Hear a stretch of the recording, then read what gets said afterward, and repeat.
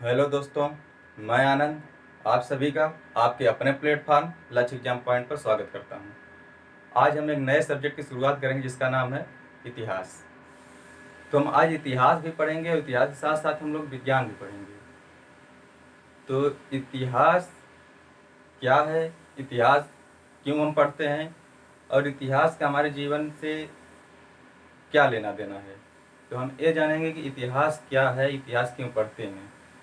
तो सबसे पहले ये जानिए कि जो कुछ बीत चुका है, जो महत्वपूर्ण घटनाएं हैं, जिनके आधार पर हम यह कह सकते हैं कि समाज में कब परिवर्तन हुए, समाज के साथ साथ संस्कृति, कौन कौन सी संस्कृति कब डेवलप हुई, इन सब के बारे में हम क्रमबद्ध रूप से पढ़ते चलेंगे। और ये हम जानेंगे कि मानव विकास कैसे हुआ, मानव ने कैसे कैसे आज जो वर्तमान स्थिति है, वर्तमान समय में जो मानव का व्यवहार है, जैसे मानव रहता है, क्या इसके पहले भी मानव ऐसे ही था, या फिर जो आजकल इतनी टेक्नोलॉजी है, क्या मानव ने इतनी टेक्नोलॉजी तभी विकसित की थी, या फिर मानव जंगलों में रहता था, या फिर मानव और जानवर में कोई अंतर नहीं था।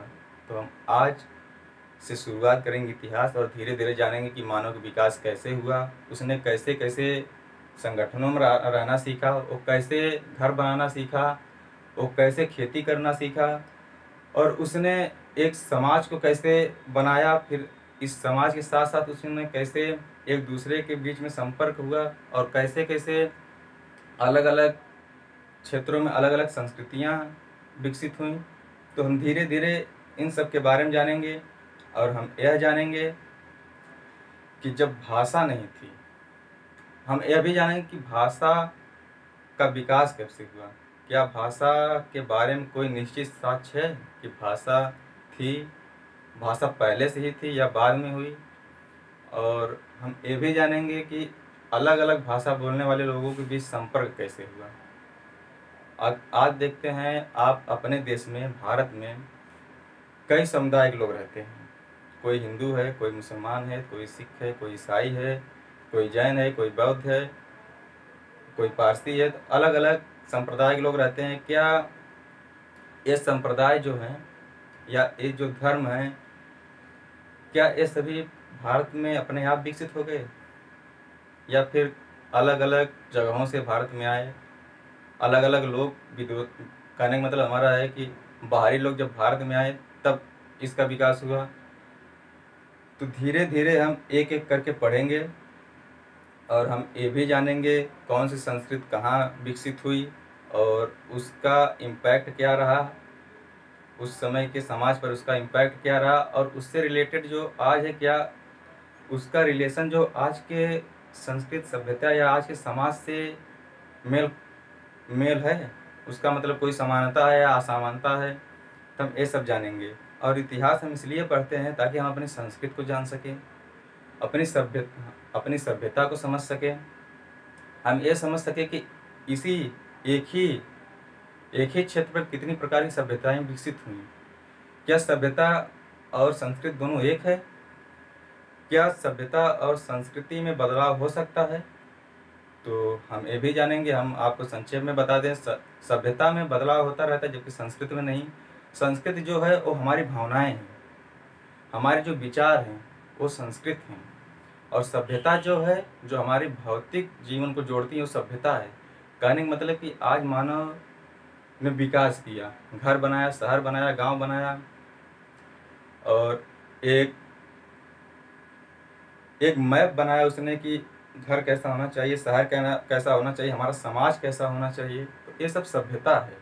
और संस्कृत है हमारे और आपके विचार कितने मेल खाते हैं, हमारे और आपके विचार जो हैं और हमारे अंदर जो गूढ़ रूप से यह विद्यमान है कि हम आपके साथ कैसा व्यवहार करें। तो हमारी जो नैतिकताएं हैं, जो नैतिकताएं हमारे अंदर विद्यमान हैं, वो हमारी संस्कृत हैं, जिसमें हम बदलाव नहीं कर सकते।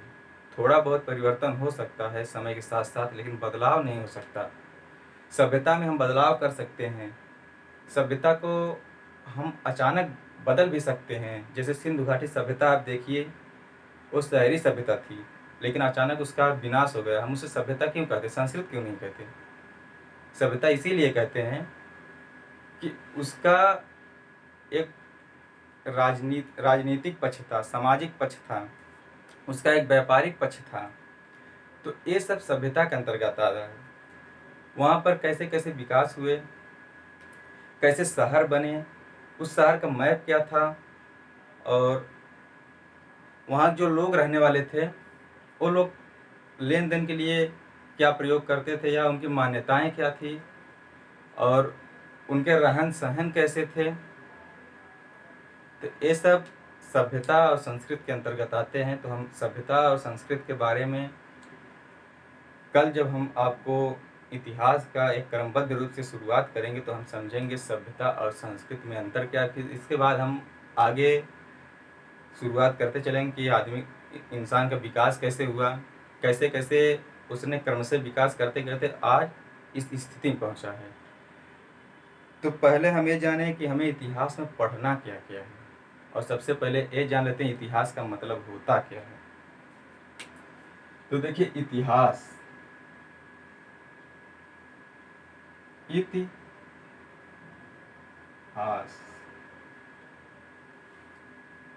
तो इसमें 3 शब्द हैं। एक है इति, और एक है हा, और एक है आस। एक है इति, एक है हा, और एक है आस। तो इनका मतलब क्या होता है पहले आइए जान लेते हैं। तो इत का मतलब होता है इति। इत का मतलब होता है ऐसा, क्या, ऐसा। और हा का मतलब होता है हुआ,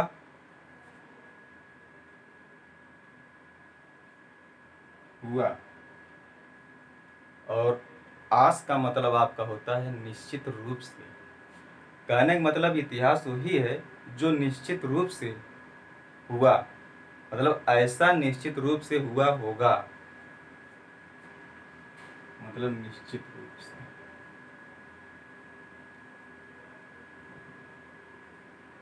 निश्चित रूप से। तो ये है इतिहास का मतलब। क्या इतिहास हमारे जीवन में जो भी घटनाएं गुजर जाती हैं वो सब इतिहास है। हमारे जीवन में जितनी भी घटनाएं गुजर रही हैं, अभी आपके पढ़ाने से पहले हमारी जो भी अभी जो घटना घटी हमारे साथ, क्या वो भी इतिहास हो गई? तो इतिहास वो नहीं होता। इतिहास वो होता है जो हमारे समाज में परिवर्तन कर दे, जो हमारी सभ्यता में बदलाव कर दे, जो हमारे और बाहरी लोगों के बीच में इंटरेक्शन पैदा होने से जो समन्वय संस्कृति का विकास हो जाए। तो ऐसी परिस्थितियां जब जब उत्पन्न होती हैं तब हम उसी इतिहास से जोड़ते हैं। या कोई महत्वपूर्ण ऐसी घटना हो जो हमारे समाज पर इम्पैक्ट डालती हो, उसका प्रभाव पड़ता हो, वो इतिहास है। ना कि आपके जीवन में जो रोज घटनाएं घट रही गुजर गया वो इतिहास हो गया, वो इतिहास नहीं है। इतिहास का मतलब एक बड़े समुदाय पर उसका प्रभाव पड़े, उसके कारण बदलाव कुछ हो जाए, वो इतिहास है। तो आइए हम जानते हैं कि हमें इतिहास में पढ़ना क्या है।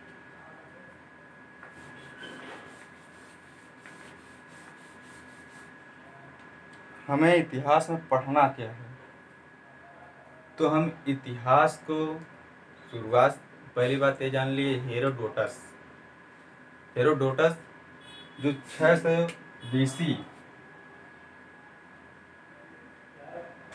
बीसी के आसपास थे, यूनान के थे।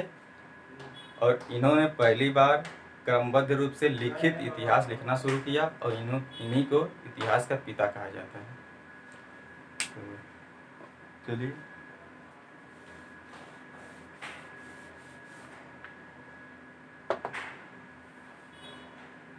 तो जानते हैं इतिहास में हमें क्या क्या पढ़ना। फिर इसके बाद हम जानेंगे जो बीसी और एसी मतलब ईसा पूर्व और ईसवी, इन दोनों में अंतर क्या है। तो सबसे पहले हम जानते हैं हमें इतिहास में पढ़ना क्या क्या है। तो इतिहास में हम 3 सेगमेंट लेकर चलेंगे। एक है प्राचीन, प्राचीन इतिहास पढ़ेंगे, फिर मध्य इतिहास पढ़ेंगे, फिर आधुनिक, और आधुनिक के बाद एक और है जो स्वतंत्रता के बाद का इतिहास है, उसे भी हम पढ़ेंगे। स्वतंत्रता के बाद का इतिहास हमारा लगभग 1947 से लेकर 90 के दशक तक है, यहाँ तक हम उसके बारे में भी पढ़ेंगे। एक है स्वतंत्रता के बाद।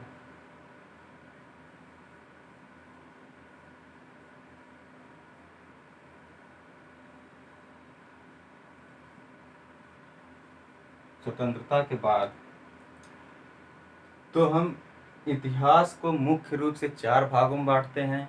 अब हम ये जानेंगे कि हमें प्राचीन में क्या पढ़ना है, मध्य में क्या पढ़ना है, आधुनिक में क्या पढ़ना है, और स्वतंत्रता के बाद क्या है। स्वतंत्रता के बाद देखिए, जब हमारा देश स्वतंत्र हुआ तो इस पर स्वशासन चलाने के लिए, अपने देश का शासन चलाने के लिए, अपने देश की व्यवस्था कैसी हो, तो इन सब के बारे में हम चर्चा करेंगे। यहाँ पर इसके बारे में बताते बताते लंबा ना हो जाए, इसलिए आइए हम ये समझते हैं कि हमें इसके बारे में हमने आपको बता दिया। स्वतंत्रता के बाद 90 के दशक तक लगभग का इतिहास जो है, जो इसमें जो है कुछ पॉलिसी लाई गई देश के विकास के लिए, तो और कुछ समितियां बनी, तो हमारा संविधान कैसे लागू हुआ, मतलब ये सब हम इसके बारे में पढ़ेंगे। आइए हम जानते हैं ये सब क्या है।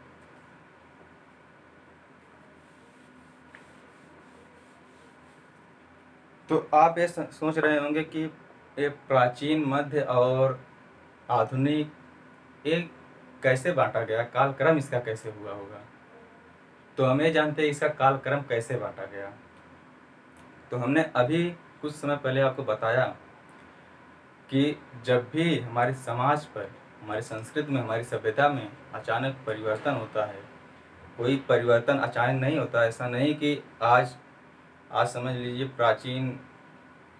प्राचीन इतिहास हमारा खत्म हो रहा है, कल से हमारा मध्य इतिहास शुरू हो जाएगा, मतलब मध्यकाल शुरू हो जाएगा। आज प्राचीन काल खत्म हुआ, कल से मध्यकाल, ऐसा कभी नहीं होता। कोई भी परिवर्तन जो होता है वो धीरे धीरे होता है। आपने देखा होगा, आप जब बचपन में रहे होंगे, इतनी टेक्नोलॉजी नहीं थी।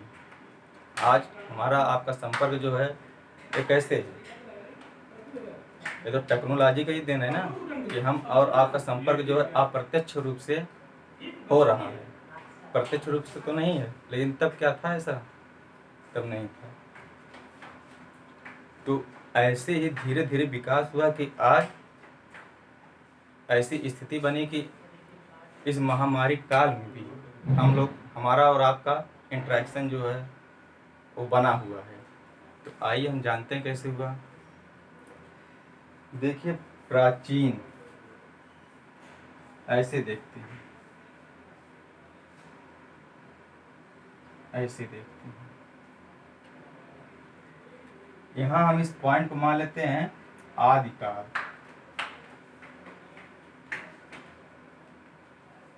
आदिकाल यहाँ बिल्कुल शुरुआत से, इतिहास की शुरुआत बिल्कुल यहाँ से होती है, आदिकाल। आदिकाल से हमारा इतिहास चलता है। प्राचीन इतिहास कहाँ तक, मान लीजिए यहाँ तक आया, तो यहाँ तक आया, तो इससे हम जो कह, यहाँ तक जब हमारा इतिहास आया तो यहाँ तक हमारा निरंतर देखिए विकास हो रहा है, धीरे धीरे विकास हो रहा है। तो कहाँ तक विकास हो रहा है, गुप्तोत्तर काल तक हो रहा है विकास, स्वर्ण युग जिसे बोलते हैं हम। तो एक, आप बिल्कुल मत घबराइएगा कि ये सब आप पहचानेंगे नहीं, जब पढ़ते चलेंगे तो आपको ये सब पता चलेगा, इस सब की जानकारी होती जाएगी, तो आपको फिर यही चीज़ें आसान लगने लगेंगी। तो स्वर्ण काल तक हमारा देखिए ये प्राचीन है, प्राचीन इतिहास, मतलब गुप्तोत्तर काल तक, लगभग 5वीं या 6वीं शताब्दी तक का जो इतिहास, इसे हम प्राचीन कालखंड में बांटकर पढ़ते हैं। इसी के बाद विदेशियों का आक्रमण होता है, तुर्कों का, मुख्य रूप से अरबों का, इन लोगों का आक्रमण होता है। इसके बाद देखिए मध्यकाल आता है, ऐसे ऐसे। तो मध्यकाल में गिरावट क्यों दिखाई दे रही है आपको? ये हमारा मध्यकाल है। ये इतिहास ना जो यहाँ पर काल होगा, प्राचीन काल, ये मध्यकाल हो गया आपका। तो मध्यकाल किस आधार पर बंटा? तो देखिए ये जो मध्यकाल है, इस सल्तनत और मुगलों का काल है, इसलिए हम इसे मध्यकाल के रूप में पढ़ते हैं। एक काल माना जाता है कि हमारे समाज में या भारतीयों पर एक विदेशी सत्ता ने शासन किया जो अल्प थे, जिनकी संख्या बहुत कम थी। उन्होंने एक बहुसंख्यक समाज पर शासन किया। उन्होंने बहुत थोड़े से लोगों ने बहुसंख्यक समाज पर शासन किया। तो क्यों शासन किया, क्या कारण थे? तो ऐसा तो नहीं होगा कि उन्होंने डायरेक्ट आकर शासन किया, कोई न कोई हमारे इस समाज में कारण तो रहे होंगे। प्राचीन में राजाओं की जो स्थिति थी, उनके जो जमींदार सूबेदार जो भी हुआ करते थे, जो भी उन्हें बोला जाए, उनकी भी कहीं न कहीं कमी होती थी। ये होड़ लगी रहती, एक ही वंश के लोगों में होड़ लगी होती थी कि वो राजा बने। तो छोटे छोटे राज हो गए थे, विकेंद्रीकरण बहुत ज़्यादा हो गया था, इसलिए उन्होंने भारत पर आक्रमण किया। और ये भारत जो है संपदा की दृष्टिकोण से बहुत ज़्यादा विकसित था, और जबकि अरब में और ईरान इराक में ऐसा नहीं था। तो उन्होंने संपदा के लालच में, धन के लालच में आक्रमण किया, और फिर उन्हें भारत अच्छा लगा, जो भी लगा हो, उन्होंने यहाँ पर बस गए। यहाँ पर उनका निवास ही हो गया और धीरे धीरे भारतीय हो गए। तो हम इसे मध्यकाल मानते हैं। मुगलों और सल्तनत और मुगलों का जो समय है उसे हम मध्यकाल के रूप में मानते हैं। इसके बाद जब पुनर्जागरण काल से आधुनिक काल,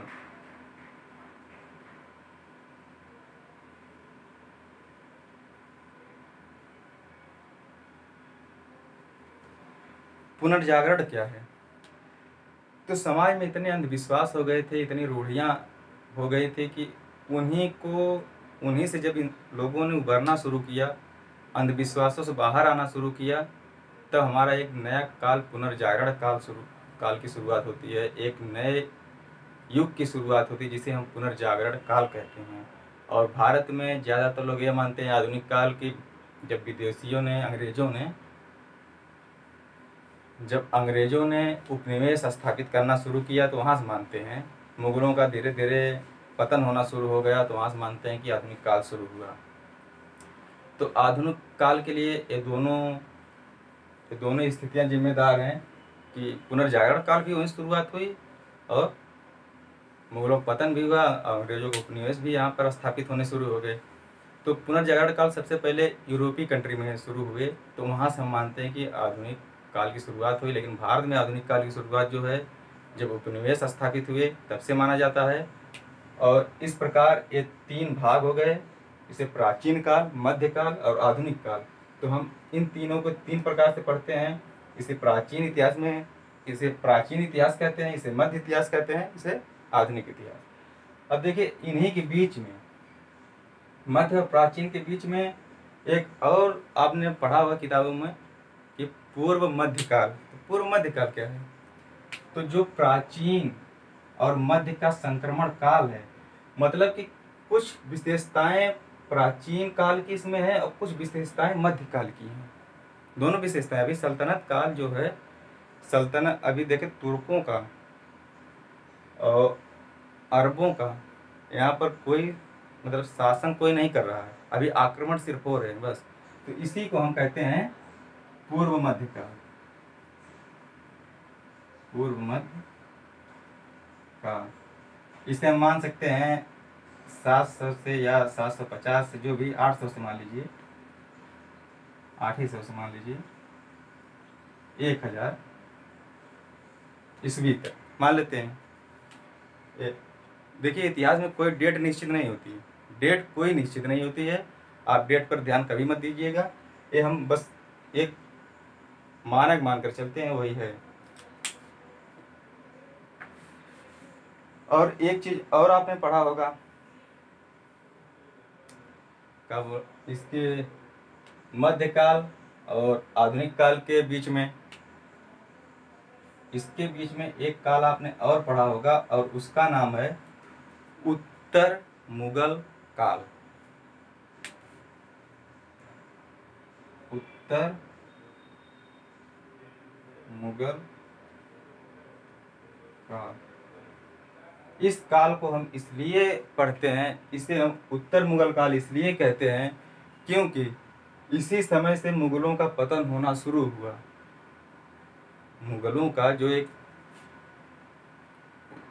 वो चरम सीमा पर मुगलों का इतिहास पहुंच गया था, यहीं से उनका पतन होना शुरू हुआ। यहीं से जो मुगल साम्राज्य था उसमें विकेंद्रीकरण शुरू हुआ। अलग अलग उनके जो अलग अलग सूबेदार थे, जमींदार थे, उन्होंने अलग अलग अपना एक राज्य स्वतंत्र रूप से स्थापित करना शुरू किया। इनके अधीन रहकर कुछ लोगों ने शुरू किया, तो कुछ लोगों ने इनसे अधीनता अस्वीकार करके एक अपना अलग राज्य बना लिया। तो इसके बारे में हम डिटेल जानकारी यहीं पर पढ़ेंगे, यहाँ पर तो जानना जरूरी नहीं है। तो इस प्रकार से हमारा देखिए कितना काल विभाजन हो गया। आदिकाल से हम चले प्राचीन काल तक आ गए, प्राचीन काल के बाद अब हम पूर्व मध्यकाल तक आ गए, पूर्व मध्यकाल के बाद हम मध्यकाल में आ गए। अब मध्यकाल के बाद उत्तर मुगल काल, उत्तर मुगल काल के बाद आधुनिक काल। और इसमें मध्यकाल में आप दो चीजें जानते हैं, सल्तनत काल और मुगल काल। इसमें है सल्तनत काल और मुगल काल।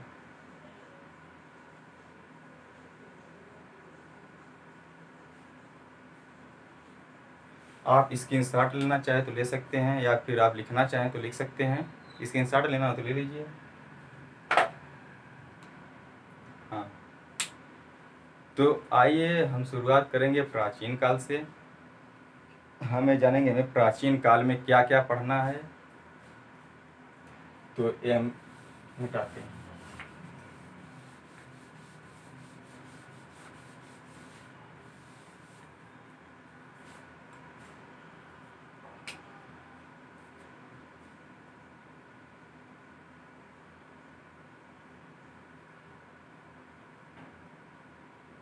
प्राचीन काल हम देखिए अभी समझ रहे हैं, हम पढ़ नहीं रहे हैं। अभी हम सिर्फ और सिर्फ समझ रहे हैं, पढ़ नहीं रहे हैं। तो हम प्राचीन काल से शुरुआत करेंगे। प्राचीन काल को हम 3 भागों में बांटते हैं। एक तो है प्रागैतिहासिक काल, प्रागैतिहासिक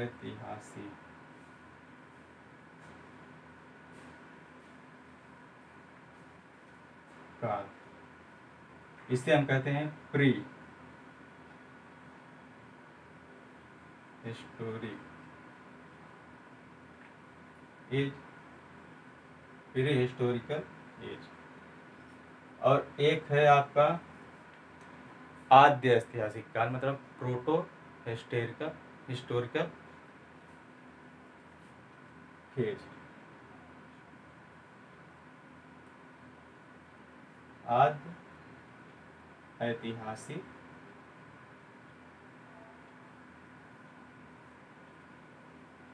काल, इसे हम कहते हैं प्रोटो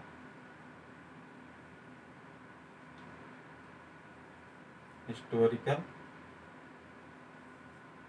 फेज। एज नहीं, फेज हो जाएगा ये भी।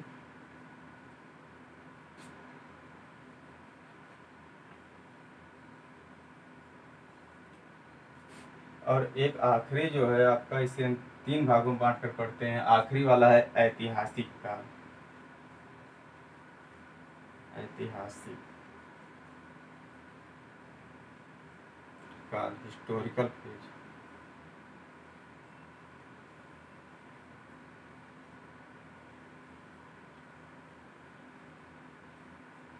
तो ये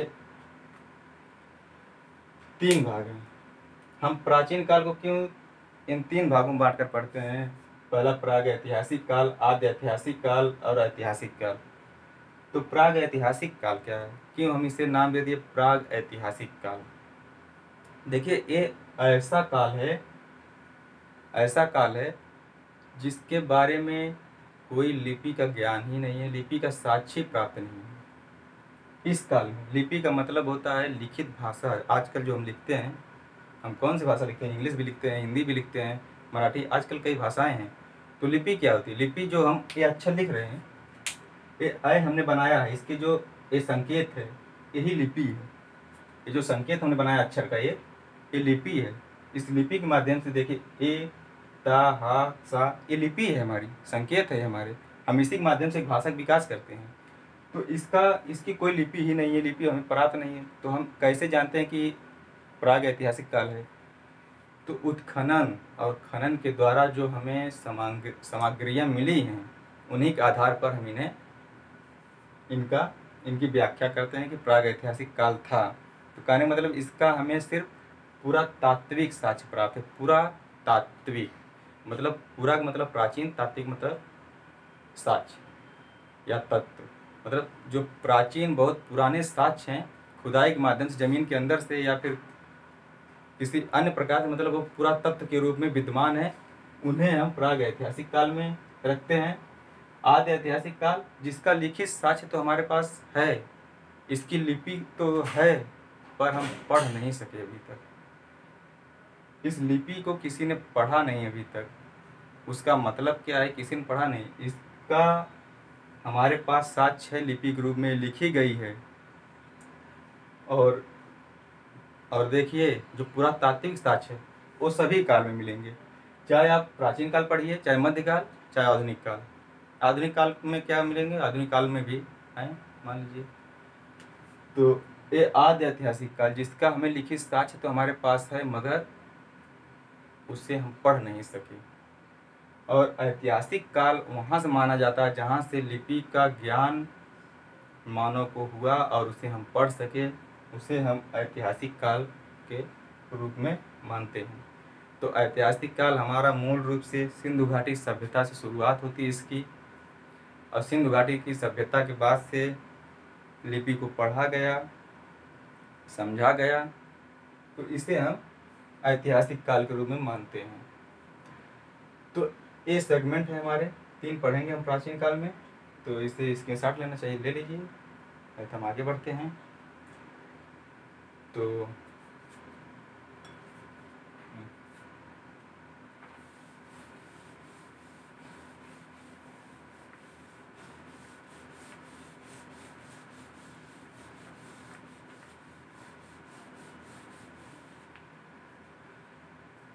एक बार हम आपको बता दें कि हम प्राचीन काल में क्या क्या पढ़ेंगे। ये तो हम जाने कि इतिहास का विभाजन किस रूप में है, तो हम प्राचीन इतिहास में पढ़ेंगे। वो देखिए, जो ऊपर लिखा था प्राचीन इतिहास, उसे मत आप लीजिएगा, वो गलत था। उसे सिर्फ इतिहास, ये प्राचीन मिटा दीजिएगा। तो हमने इतिहास को कितने भागों में बांटा है वो हमने आपको दर्शाया। अब हम जानते हैं प्राचीन इतिहास के बारे में। प्राचीन इतिहास, इसमें हम पढ़ेंगे मानव का विकास कैसे हुआ, मानव का विकास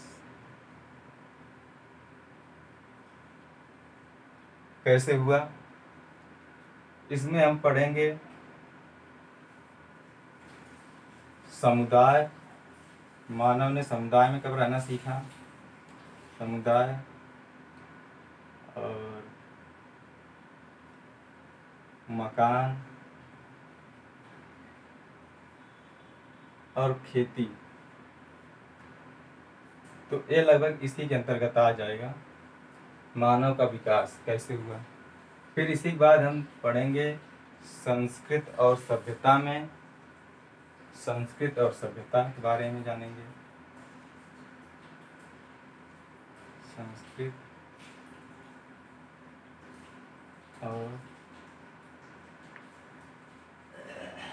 सभ्यता, और इसमें हम सिंधु घाटी सभ्यता से शुरुआत करेंगे। सिंधु घाटी की सभ्यता।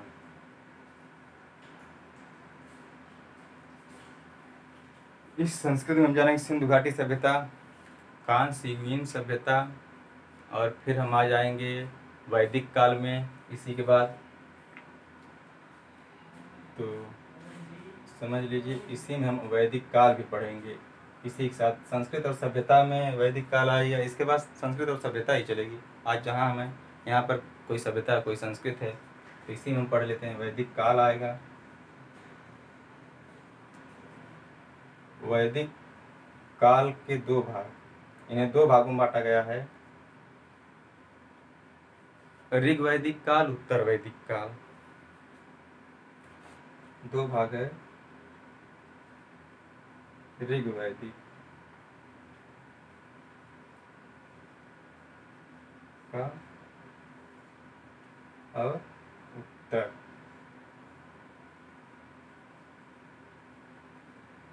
वैदिक का। और इसके बाद जो साम्राज्य हैं, राज्य हैं, इनकी स्थापना शुरू हुई, जिसे हम कहते हैं जनपद काल और महाजनपद काल। इसके बाद आपका आ जाएगा जनपद और महाजनपद।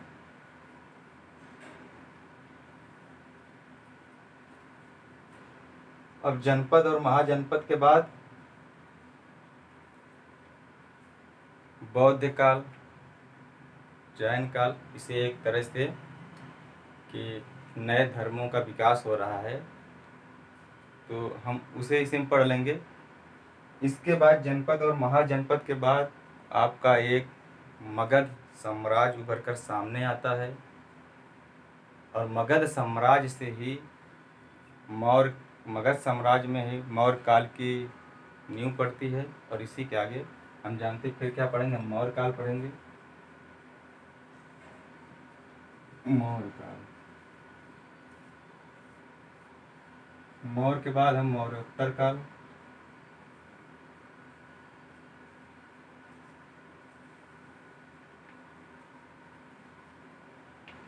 और इसी के बाद हम गुप्त काल,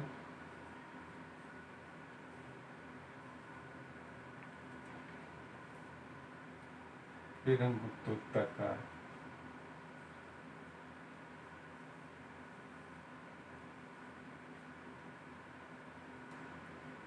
तो इतना हमें पढ़ना है प्राचीन इतिहास में।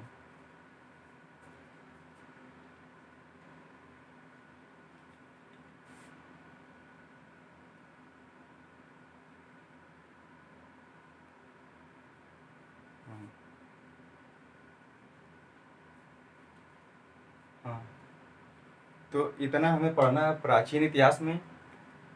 आपका ये जो महाजनपद काल है, इसी के बाद जो मौर्य काल है, यहाँ से यूनानियों का आक्रमण शुरू होता है। यूनानियों का आक्रमण यहीं शुरू होता है। इसके बाद यूनानी आते हैं, शक, पहलव और मध्य एशिया से आक्रमण होते हैं। तो हम यहाँ शुरू करेंगे कि विभिन्न प्रकार के आक्रमण हुए भारत में कैसे। पहला आक्रमण किसने किया भारत में, पहली विदेशी सत्ता का विकास किसने किया। तो हम धीरे धीरे इसमें क्रमशः पढ़ते चलेंगे, क्योंकि मौर्य काल जब हम आपको बताएंगे तो हम आपको उसमें विदेशी आक्रमण के बारे में बताएंगे, उनके ध्येय के बारे में बताएंगे, और मौर्य काल के स्थिति, परिस्थिति, सामाजिक स्थिति क्या थी उस समय इनकी कल्चरल स्थिति क्या थी।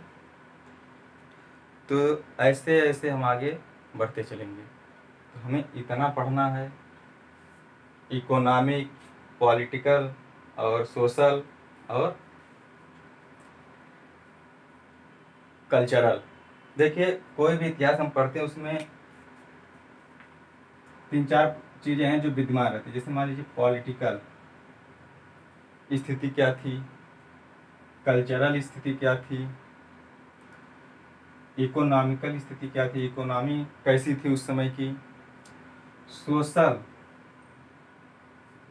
स्थिति कैसी थी, उस समय समाज कैसा था, उस समय की राजनीति कैसी थी, उस समय की संस्कृति कैसी थी, सभ्यता कैसी थी, उस समय जो आर्थिक परिस्थितियाँ थी वो कैसी थी, उस समय समाज कैसा था। तो हम ये 4 चीज़ें मुख्य रूप से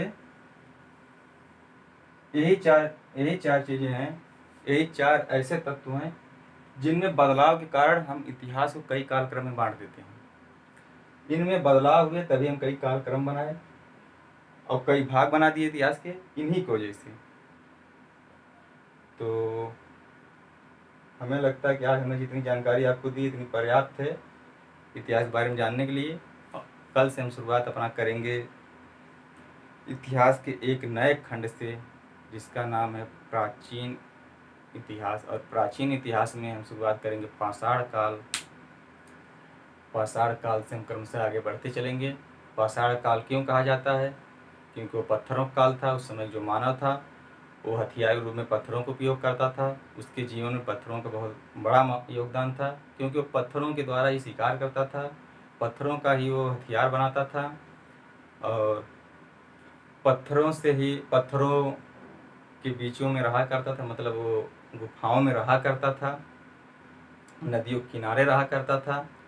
तो ये सब कहानी हम कल आपसे विस्तृत ये सब कहानी जो हम कल आपसे विस्तृत बात करेंगे इस कहानी के ऊपर। तो आज बस इतना ही, क्योंकि हम एक नए सब्जेक्ट की शुरुआत किए आज और इसी के साथ हम विज्ञान भी पढ़ते चलेंगे। और देखिए भूगोल आपको 2-3 लोग और हैं जो पढ़ाएंगे भूगोल, इंग्लिश, और देखते हैं कोई सब्जेक्ट मिल जाता है पढ़ा देते हैं। तो वो अलग अलग लोग रहेंगे, हम नहीं पढ़ाएंगे। तो आज बस इतना ही। चलिए, तो आपकी जो अन्य क्लासेज हैं वो कब शुरुआत होंगी अभी नहीं बता सकते, लेकिन बताएंगे जल्दी। तो बहुत बहुत धन्यवाद, हमारे साथ आप बने रहे और इसी तरह आप बने रहिए, हमारा साथ दीजिए और हम आपके साथ हैं। धन्यवाद।